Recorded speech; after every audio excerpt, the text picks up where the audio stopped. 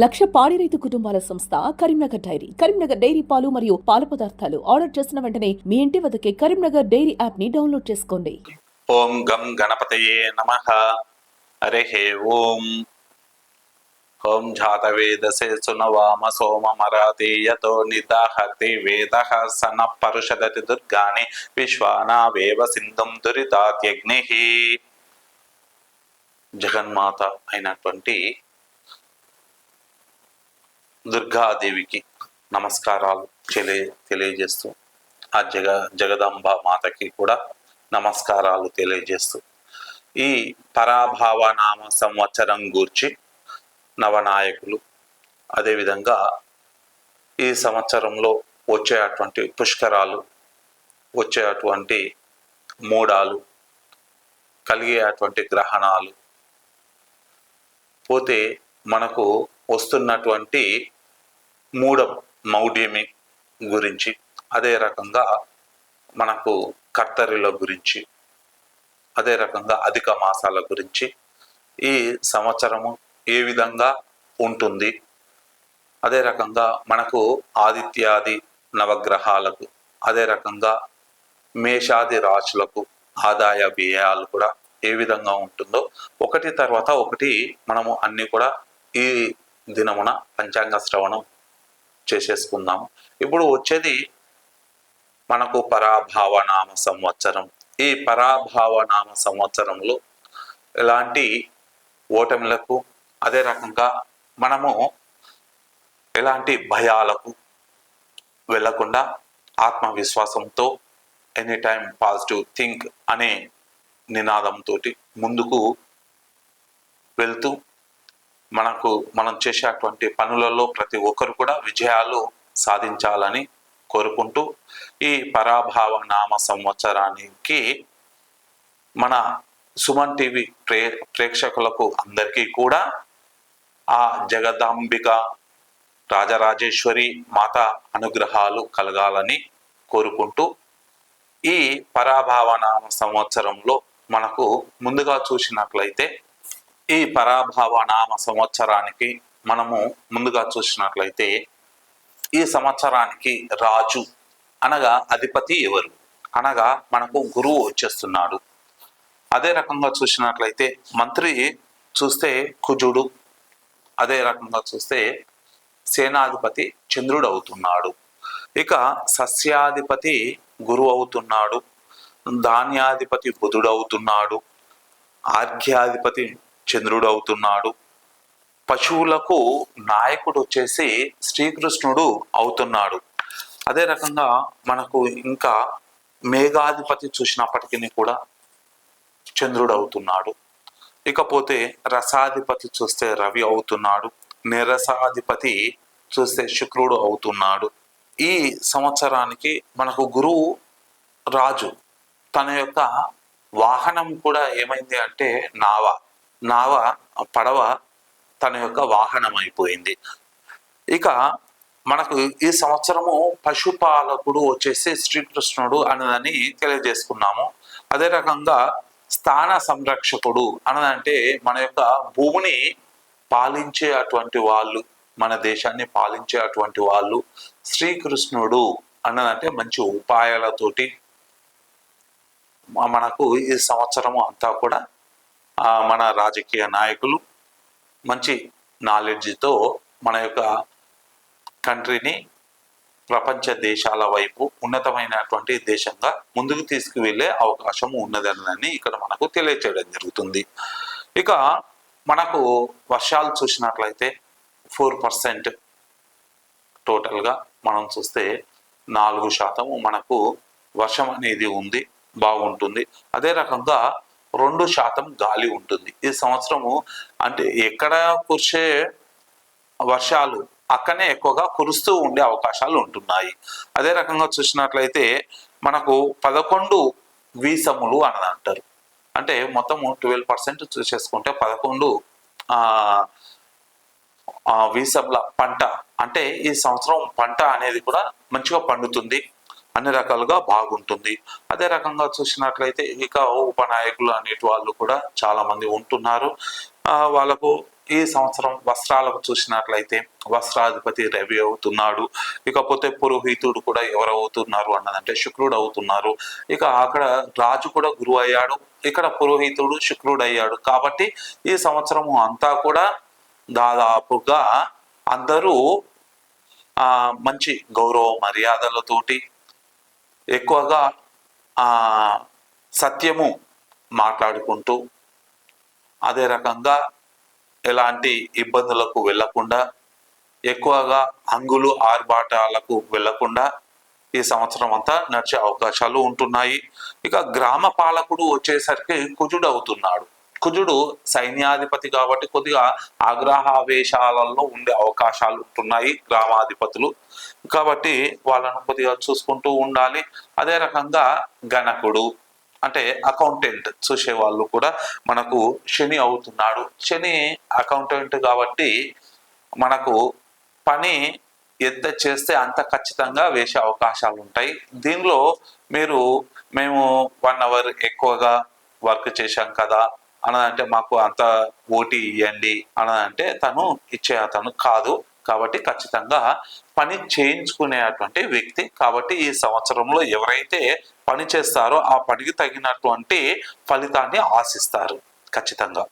ఇకపోతే గజాధిపతి శుక్రుడు అంటే మనకు ఏనుగులకు అధిపతి కూడా ఈ సంవత్సరము శుక్రుడు అయ్యాడు కాబట్టి శుభము. ఇక గ్రామ నాయకుడు వచ్చేసి కూడా మళ్ళీ గురువు అయ్యాడు. ఇక్కడ రాజు గురువు అయ్యాడు, గ్రామానికి నాయకుడు కూడా మళ్ళీ గురువు అయ్యాడు. ఇక చూసినట్లయితే అన్ని మనకు దుర్గాలకు అంటే కోటలకు అధిపతి తను చంద్రుడు అయ్యాడు. మన ధనానికి అధిపతి గురువు అయ్యాడు. ధనానికి ఎప్పుడైతే అధిపతి గురువు అయ్యాడో అప్పుడు మనకంతా కూడా చాలా బాగుంటుంది. ఎందుకనగా మనకు గురువు అనవసరమైనటువంటి ఖర్చును చేయించడు. వాళ్ళకు ఎంతైతే అవసరం ఉంటుందో అంతే ఖర్చు అనేది పెట్టిస్తాడు. తర్వాత కూడా పెట్టేటువంటి ఖర్చు ఏదైనప్పటికీ కూడా అవసరం ఉన్నంత వరకే ఖర్చు చేస్తాడు. అటు తర్వాత ఎక్కువగా సేవింగ్ అనేది ఉండే అవకాశాలు ఉంటున్నాయి. ఇకపోతే అన్ని ఫలాలకు అధిపతి ఎవరు అనంటే ఈ సంవత్సరము చంద్రుడు వచ్చాడు, చంద్రుడు చూస్తున్నాడు. ఈ రకంగా ఒక్కొక్కరు ఒక్కొక్క దానికి ఉపనాయకులు ఇంకా ఉంటున్నారు. అది మనము చూసుకోవచ్చు. ఇకపోతే వీళ్ళైతే ముఖ్యులు. తర్వాత చూసినట్లయితే మనకు ఆదాయ వ్యయాలు ఈ 12 ద్వాదశ రాశులకు వారికి ఆదాయ వ్యయాలు ఈ సంవత్సరము మనకు అనగా పరాభావనామ సంవత్సరంలో మొదటగా మేషరాశి వారికి చూసినట్లయితే ఆదాయము 11 వస్తుంది, ఖర్చు వ్యయం అంటాము 5 వచ్చేస్తుంది, రాజపూజ్యం అనగా గౌరవము 2 వచ్చేస్తుంది, అగౌరవము 4 వచ్చేస్తుంది.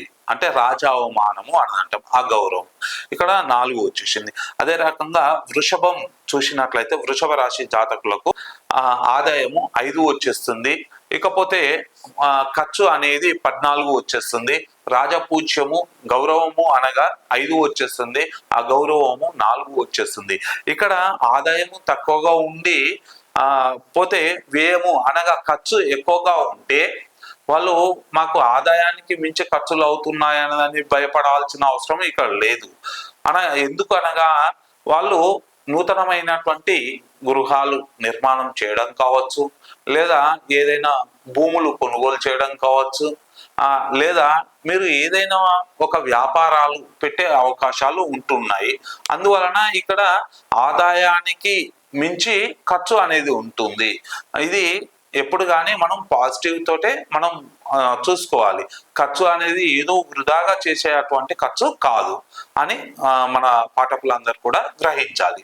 అదే రకంగా మిథున రాశి జాతకులకు చూసినట్లయితే ఇక 8 ఆదాయం ఉంటుంది, 11 ఖర్చు ఉంటుంది, గౌరవము 1 ఉంటుంది, అగౌరవము 7గా ఉంటుంది. అంటే ఇక్కడ గౌరవము అగౌరవము చూసినప్పటికీ కూడా గౌరవం తక్కువగా ఉండి అగౌరవం ఎక్కువగా ఉంటే అరే నువ్వు ఈ విధంగా చేసి ఉండేది కాదు, ఈ రకంగా చేస్తే బాగుండేది అనే వాళ్ళు ఎక్కువగా ఉంటారు. అంతేకాని ఇక్కడ ఏదో పూర్తిగా అవమానించటము అనేది కాదు. అట్లా భావన చేసుకోవడానికి వీలు లేదు. తర్వాత వచ్చేసి మనకు 4వ రాశి అయినటువంటిది కర్కాటక రాశి.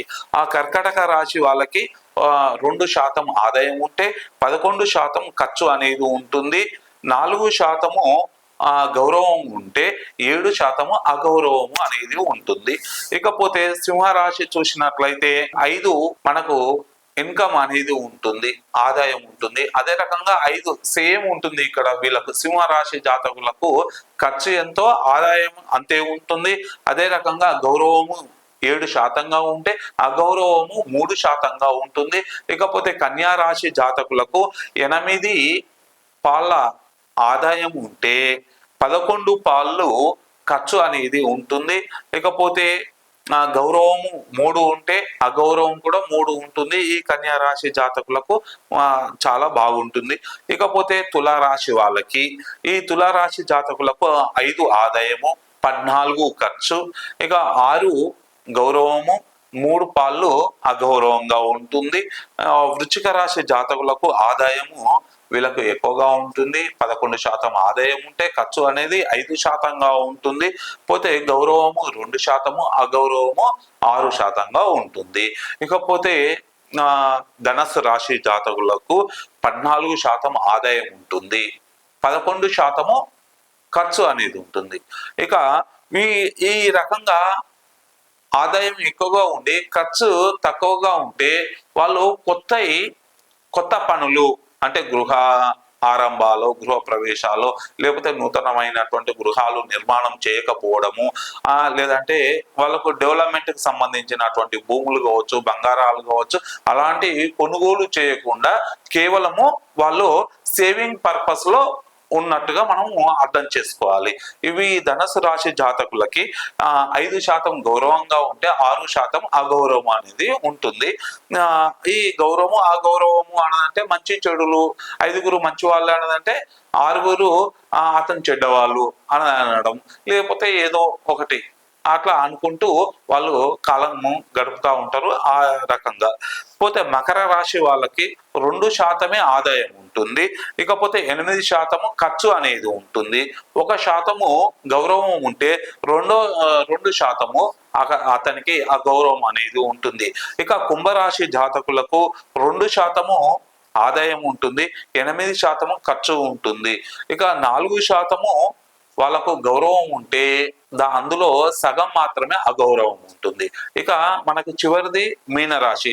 మీనరాశి చూసినట్లయితే 14% ఆదాయం ఉంటే 11% ఖర్చు అనేది ఉంటుంది. ఇక 7% గౌరవం ఉంటే 5% మాత్రమే అగౌరవం అనేది ఉంటుంది. ఈ ద్వాదశ రాశుల వారికి మనకు ఆదాయ వ్యయాలు, గౌరవము అగౌరవానికి సంబంధించినటువంటి విషయం. ఇక వీళ్ళను బట్టి మనకు ఈ సంవత్సరంలో మనకు చూసినట్లయితే ఈ గ్రహ సంచారం చూసినట్లయితే మెయిన్ గా మనకు చూసుకునేది ఈ సంవత్సర ఫలితాలు అంతా కూడా గురువు, శని, రాహు, కేతువుల మీద ఆధారపడి మనకు ఈ సంవత్సరం అంతా కూడా నడుస్తుంది. అందులో మనం గురువును మొదటగా చూసినట్లయితే ఆ గురువు ఈ సంవత్సరం పరాభావ నామ సంవత్సరం నుండి మొదలుకొని జూన్ 1వ డేట్ వరకు మిథున రాశిలో ఉంటున్నాడు. తర్వాత జూన్ 2వ డేటు నుండి తను 31వ డేటు 10వ నెల 2026 వరకు మిథున రాశిని వీడి కర్కాటక రాశిలోకి వెళ్ళిపోతున్నాడు.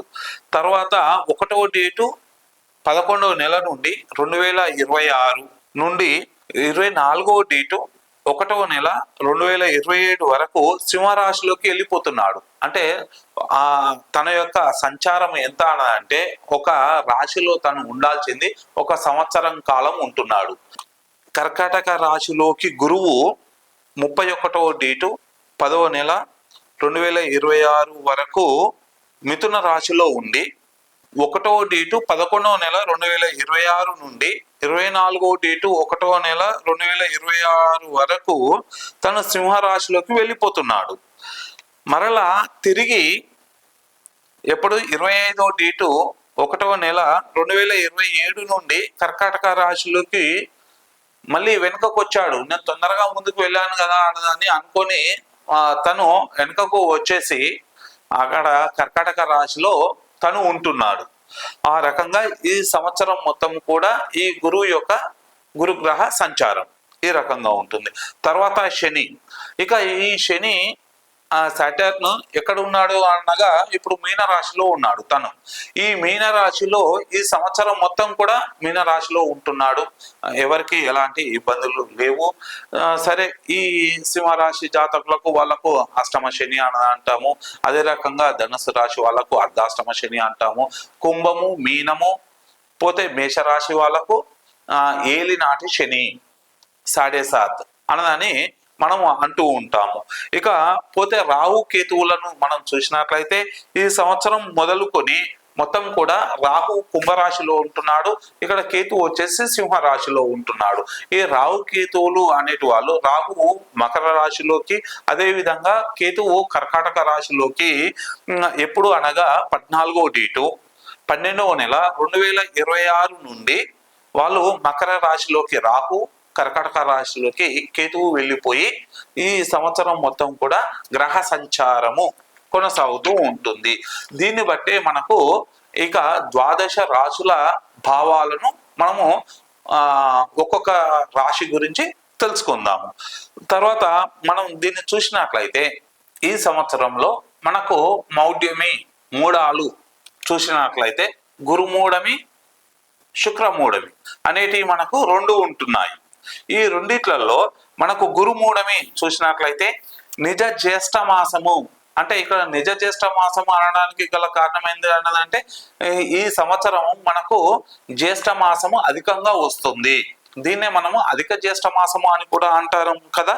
కాబట్టి మూఢమి గురించి తెలియజేసిన తర్వాత ఈ అధిక జ్యేష్ఠ మాసాన్ని గురించి నేను తెలియజేస్తాను. గురుమూఢమి అనేది నిజ జ్యేష్ఠ మాసము బహుళ త్రయోదశి ఆదివారం నుండి అనగా మనకు 12వ డేటు 7వ నెల 2026 మొదలుకొని ఆషాఢ బహుళ అమావాస్య బుధవారం వరకు అనగా తేదీ 12వ డేటు 8వ నెల 2026 వరకు ఈ గురుమౌఢ్యమి అనేది ఉంటుంది.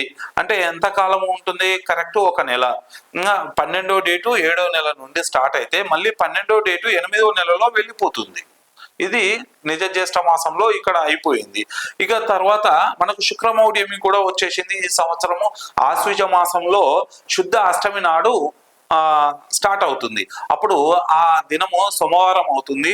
19వ డేటు 10వ నెల 2026 నుండి ఆశ్వీజ మాసంలో మళ్ళీ బహుళ చవితి నాడు మరి మొదలుకొని అప్పుడు 29వ డేటు 10వ నెల 2026 వరకు ఇక్కడ మనకు శుక్రమౌఢ్యమి, అంటే గురువారం వరకు శుక్రమౌఢ్యమి అవుతుంది.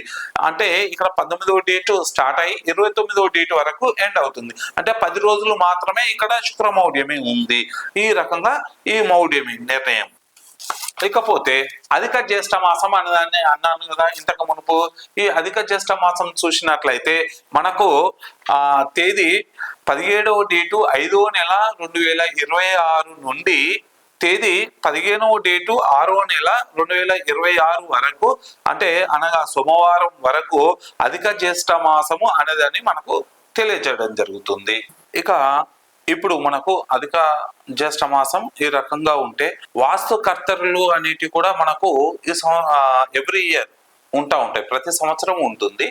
ఈ సంవత్సరం చూసినట్లయితే మనకు వైశాఖ మాసంలో బహుళ తదియ తేదీ 4వ డేటు 5వ నెల 2026 సోమవారం నుండి మొదలై 5వ నెల 2026 అంటే శుక్రవారం వరకు ఇక్కడ వాస్తు కర్తరి అనేది ఉంటుంది.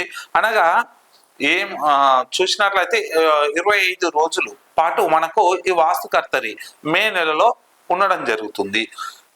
ఇందులోనే డొల్లు కర్తరి అనేది వస్తుంది. అది కూడా ఎప్పుడు అన్నదంటే ఈ మే 4వ డేట్ నాడే స్టార్ట్ అయ్యి మే 10వ డేట్ వరకే పూర్తవుతుంది అక్కడ ఈ డొల్లు కర్తరి.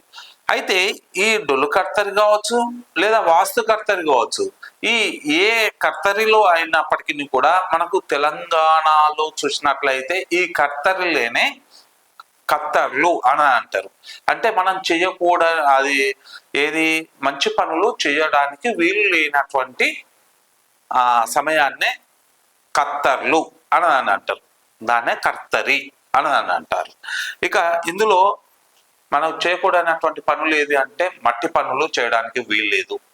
అదే రకంగా కర్రకు కట్టె పనులు, నాగళ్ళు కావచ్చు, అవి ఎలాంటి చేతి పనిముట్లు అయినప్పటికీ కూడా ఆ కట్టెకు సంబంధించినటువంటి పనులు చేయడానికి వీల్లేదు. చెట్లను కొట్టేయడానికి కూడా వీల్లేదు.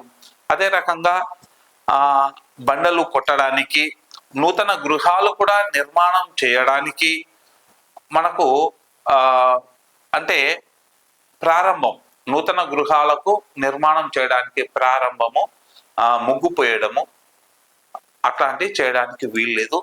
కానీ ఇక్కడ గృహ ప్రవేశాలు చేసుకోవచ్చును. తర్వాత మనం చూసినట్లయితే ఈ సంవత్సరంలో, ఈ పరాభావనామ సంవత్సరంలో చూస్తే పుష్కర నిర్ణయం కూడా ఈ సంవత్సరంలో మనకు యమునా నదికి పుష్కరాలు వస్తున్నాయి. అది ఎప్పుడు అనగా అధిక జ్యేష్ఠ మాస బహుళ విద్య మంగళవారం నాడు, అనగా తేదీ చూసినట్లయితే 2వ డేటు 6వ నెల 2026 ఉదయము 11:48 పునర్వసు నక్షత్రంలో 4వ పాదంలో గురువు కర్కాటక రాశిలో ఎప్పుడైతే ప్రవేశిస్తున్నాడో అప్పుడు ఈ యమునా నదికి పుష్కరం అనేది స్టార్ట్ అవుతుంది, మొదలవుతుంది. తర్వాత ఈ 2వ డేటు 6వ నెల 2026 నాడు మొదలుకొని 14వ డేటు 6వ నెల 2026 వరకు యమునా నదికి పుష్కరాలు జరుగుతున్నాయి. ఈ పుష్కరాలలో మీ అందరికీ తెలుసు అన్నదని నేను అనుకుంటున్నాను. అయినప్పటికీ కూడా ఒకసారి తెలియజేస్తాను. ఈ పుణ్యదినములు, పుష్కరాలు అనగానే చాలా పవిత్రమైనటువంటి దినము అన్నదని అందరికీ తెలిసినటువంటి ఈ పుణ్య దినాలలో, అంటే ఈ 12 రోజులలో యమునా నదిలో స్నానము ఆచరించి మన పెద్దవాళ్లకు, మనకు గతించినటువంటి తండ్రులు తాతలకి వాళ్లకు పిండ ప్రదానాలు చేయడము, దాన ధర్మాలు చేయడము చేసినట్లయితే మనకు ఆ పితృదేవతలు కూడా చాలా సంతోషించి మనకు కుటుంబ వృద్ధి, వంశాభివృద్ధి కలుగుతుంది అన్నదని మనకు శాస్త్రం తెలియజేయడం జరుగుతుంది. ఇప్పటి వరకు ఈ పరాభావనామ సంవత్సరంలో జరిగేటువంటి ఈ మూడాలు, వాటి గురించి తెలియజేయడం జరిగింది. తర్వాత మనము 12 రాశుల గురించి, ఒక్కొక్క రాశి గురించి మనము క్లుప్తంగా తెలియచేసుకుందాము. ఇప్పటి మటుకి స్వస్తి.